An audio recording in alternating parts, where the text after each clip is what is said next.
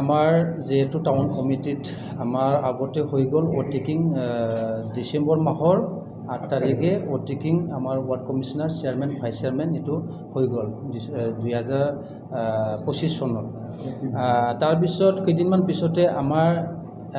MLA election আহি গ'ল তাত যেহেতু MLA বা মন্ত্ৰী যিকোনো এক্স অফিচিঅ হিচাপে টাউন কমিটিত থাকিব লাগে এইটো গাইডলাইন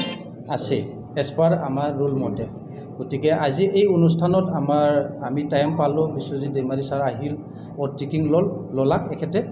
তো বহুত ধন্যবাদ দিছোঁ এখেতক আজি এই টাইম ওলাই ফালে যে আজি ইয়াতে আহিলে তাৰ বাবে এখেতক লৈ ধন্যবাদ যাচিছোঁ পৰৱৰ্তী কাম কাজ আমি এতিয়া যেহেতু তামোলপুৰ ৰেজিষ্টাৰ হোৱা নাই আমি ৰেজিষ্টাৰ কাৰণে যোৱা এখেতসকলে EPPL সময়ত কৰিব লগা কামটো থাকি গৈছে মানে এইটো 2 বছৰ গেপছ হ'ল